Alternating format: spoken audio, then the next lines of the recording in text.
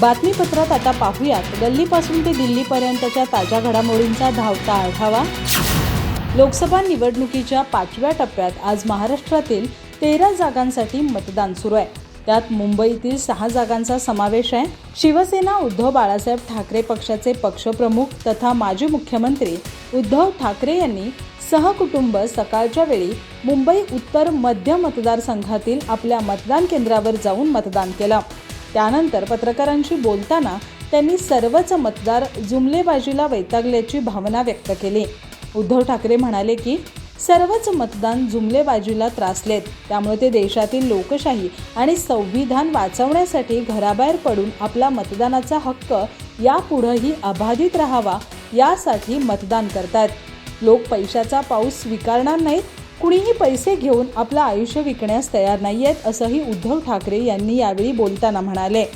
मुंबईसह इतर सर्व ठिकाणी आपला मतदानाचा हक्क बजावा आणि जास्तीत जास्त संख्येनं मतदान करा असं आवाहनही ठाकरे यांनी यावेळी केलं। उद्धव ठाकरे यांच्या नेतृत्वातील शिवसेना महाविकास आघाडीतील घटक पक्ष आहे। महाविकास आघाडीच्या जागा वाटपात हा मतदारसंघ काँग्रेसच्या वाट्याला गेला, त्यामुळे इथं ठाकरे यांच्या पक्षाचा उमेदवार नाही।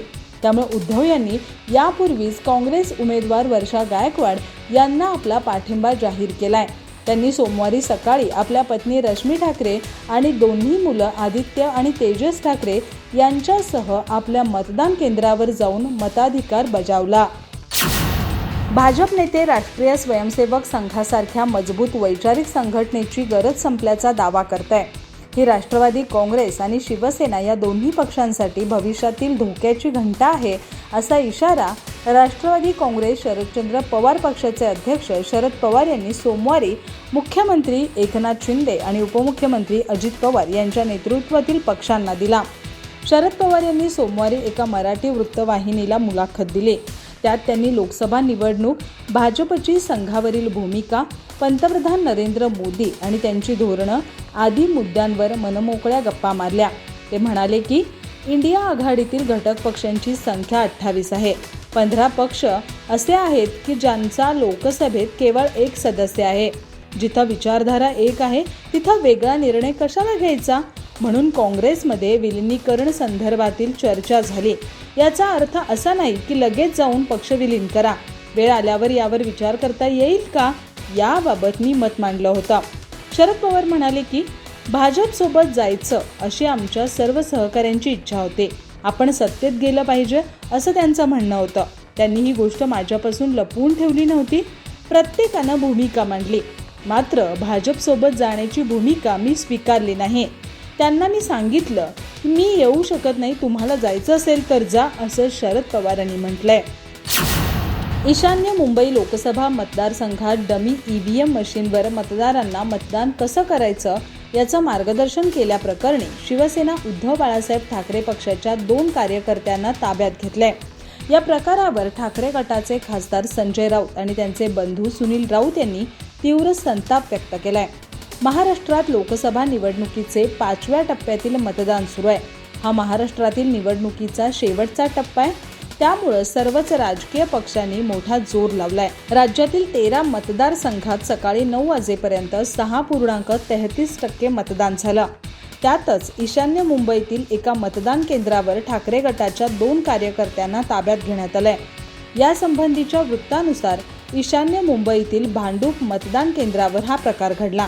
या ठिकाणी ठाकरे गटाचे 2 कार्यकर्ते मतदारांना डमी मतदान केंद्राच्या मदतीने ईव्हीएमवर मतदान कसं करावं याचं मार्गदर्शन करत होते। या प्रकारावर भाजपच्या काही कार्यकर्त्यांनी आक्षेप घेतला, त्यामुळे पोलिसांनी या कार्यकर्त्यांना तत्काळ ताब्यात घेतलं। पोलिसांच्या या कारवाईवर खासदार संजय राऊत आणि सुनील राऊत यांनी तीव्र संताप व्यक्त केला। विशेषतः सुनील राऊत यांनी यावेळी पोलिसांना चांगलाच जाब विचारला। आमचे कार्यकर्ते मतदान केंद्रापासून 100 मीटरच्या अंतराबाहेर उभे होते, आमच्या टेबलवर मार्गदर्शन करत होते।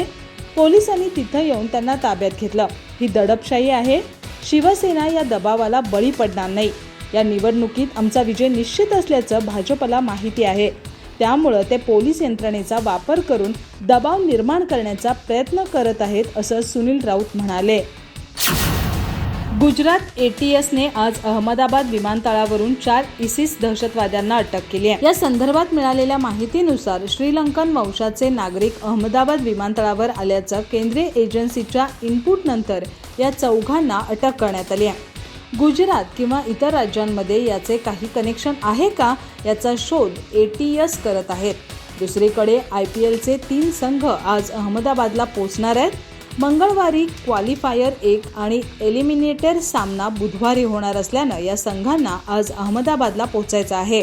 या संघांपैकी RCBची टीम दुपारी 12:30 वाजता अहमदाबाद विमानतळावर पोहोचली, त्यामुळे विमानतळावर हाय अलर्ट सारखी परिस्थिती निर्माण झाली आहे। सूत्रांकडून मिळालेल्या माहितीनुसार अहमदाबाद आंतरराष्ट्रीय विमानतळावर केंद्रीय एजन्सीद्वारे सोन्याची तस्करी आणि इतर गोष्टींवर बराच काळ नजर ठेवली जात होती। त्यावेळी एका केंद्रीय एजन्सीने गुजरात एटीएसला काही इनपुट शेअर केले होते। त्यानंतर गुजरात एटीएस टीम अहमदाबाद विमानतळावर विशेष लक्ष ठेवून होती। तेव्हा एक संशयित त्यांच्या रडारखाली आला आणि त्यांनी त्याला ताब्यात घेतलं। त्याची चौकशी सुरू केली। या संदर्भात मिळालेल्या माहितीनुसार ज्या 4 जणांना ताब्यात घेण्यात आले ते ISIS या दहशतवादी संघटनेचे दहशतवादी असून ते अनेक दिवसांपासून या संघटनेसोबत सक्रिय होते। तो मूळचा श्रीलंकेचा नागरिक असून तो अहमदाबाद विमानतळावर का आला, गुजरातमध्ये तसंच भारतामध्ये मोमोन किंवा स्लीपर सेल आहे की नाही हे तपासण्यासाठी गुजरात एटीएस कडून प्रक्रिया सुरू करण्यात आली आहे। मतदान यंत्राला हार घातल्याप्रकरणी नाशिक लोकसभा मतदारसंघातील अपक्ष उमेदवार शांतिगिरी महाराज यांच्यावर नाशिकच्या त्र्यंबकेश्वर पोलीस ठाण्यात आचारसंहिता भंगाचा गुन्हा दाखल करण्यात आला आहे। त्यामुळे त्यांच्या भाविकांमध्ये मोठी खळबळ माजली आहे। दरम्यान हार घातल्यामुळे असा एखादा गुन्हा दाखल होतो असं आपल्याला ठाऊक नव्हतं, असं शांतिगिरी म्हणाले। शांतिगिरी महाराज यांनी सोमवारी पहाटे त्र्यंबकेश्वरच्या मंदिरात पूजाविधी करत अभिषेक केला। मंदिरातील दर्शन झाल्यानंतर 7 वाजता त्यांनी त्र्यंबकेश्वर येथील मतदान केंद्रावर जाऊन आपला मतदानाचा हक्क बजावला।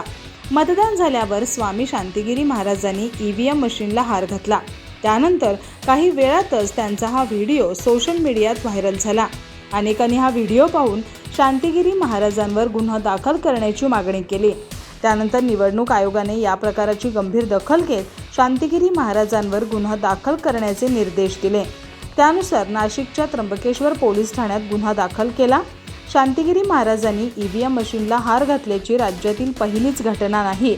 यापूर्वी राज्य महिला आयोगाच्या अध्यक्षा रुपाली चाकणकर यांनी देखील EVM मशीनची पूजा केली होती। यावरून चाकणकर यांना बऱ्याच टीकेला सामोरे जावे लागले होते।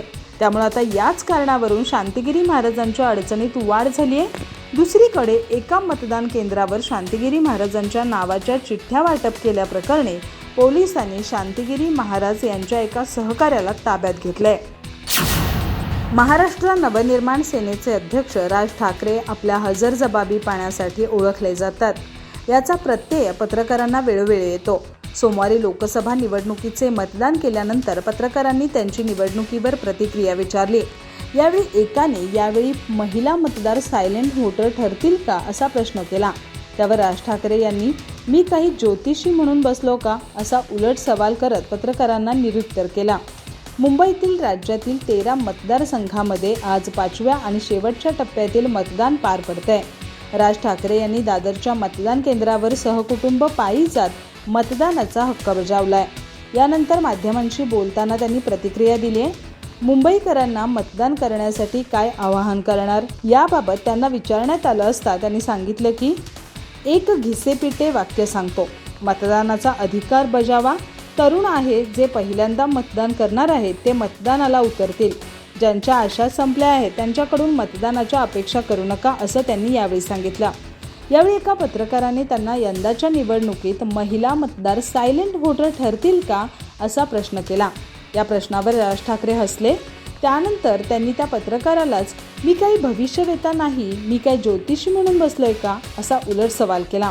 त्यांचं हे उत्तर ऐकताच पत्रकारांमध्ये एकच हशा पिकला। मतदानाचा हक्क बजावण्यासाठी म्हणावं तितके मुंबईकर उतरलेले नाहीत। अनेक मुंबईकर बाहेर गेलेत। या प्रश्नावर राज ठाकरे म्हणाले की उन्हाळ्याचे दिवस आहेत, सुरुवात आहे। 10:30 पावणे 11 झालेत। संध्याकाळी 5 वाजेपर्यंत बघू किती मतदान होतं। मुंबईकर जास्तीत जास्त बाहेर पडून मतदान करतील ही अपेक्षा आहे। मतदान केंद्रावर काही राजकीय पक्षांचे कार्यकर्ते गोंधळ घालतायत या प्रश्नावर मला त्याची कल्पना नाही, असं त्यांनी उत्तर दिलं. एका बाजूला नागरिकांचा मृत्यू झालेला असताना दुसऱ्या बाजूला पंतप्रधान नरेंद्र मोदी रोड शो करत आहेत. यावरूनच ते किती असंवेदनशील आहेत हे दिसतंय. आम्ही तुम्हाला रस्त्यावर उतरण्यास भाग पाडलं असल्याचं उद्धव ठाकरे गटाचे खासदार संजय राऊत यांनी म्हटलंय. राज ठाकरेंनी स्वतःच्या पक्षासाठी एवढी मेहनत केली असते तर कदाचित त्यांच्या कार्यकर्त्यांना चांगले दिवस आले असते. मात्र भारतीय जनता पक्षाने अनेकांना भाड्यानं घेतलंय, त्यामुळे त्यांना रस्त्यावर उतरावं लागत असल्याचं संजय राऊत यांनी म्हटलंय.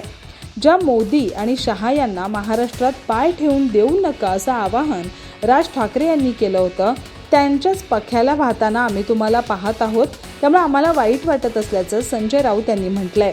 राज ठाकरे चोरीच्या मालाचे चुंबन घेत आहेत. त्यांच्याकडं असलेला धनुष्यबाण हा नकली आहे. तो चोरलेला धनुष्यबाण आहे, चोरीचा आणि खोटा धनुष्यबाण आहे. तो बाळासाहेब ठाकरे यांचा धनुष्यबाण नसल्याचं संजय राऊत यांनी म्हटलंय. देशाच्या स्वातंत्र्य लढ्यामध्ये सर्वात जास्त योगदान देणाऱ्या काँग्रेसला आम्ही मतदान करत असल्याचं संजय राऊत यांनी म्हटलंय. कमळाबाईंनी देशाची वाट लावली, महाराष्ट्र रुजलाय, त्यामुळे देश आणि संविधान वाचवण्यासाठी आम्हाला हा निर्णय घ्यावा लागतोय. निशाणी कोणती आहे हा प्रश्न नसून ही लढाई देश आणि महाराष्ट्र वाचवण्याची असल्याचं संजय राऊत यांनी म्हटलंय. उद्धव ठाकरे हे पंजाला मतदान करत असतील तर दुसरीकडे काँग्रेसचे अनेक महाराष्ट्रातील नेते हे मशाल आणि तुतारी या चिन्हाला मतदान करताना दिसत आहेत, असं देखील संजय राऊत यांनी म्हटलंय. राज्याचे गृहमंत्री हे पैसे वाटणाऱ्यांना संरक्षण देण्यासाठी मुलुंडला येतात आणि हे सर्व उघड करणाऱ्या कार्यकर्त्यांना अटक करण्याचे आदेश देतात. त्यामुळे हे सर्व जाणून बुजून होत असल्याचं स्पष्ट आहे.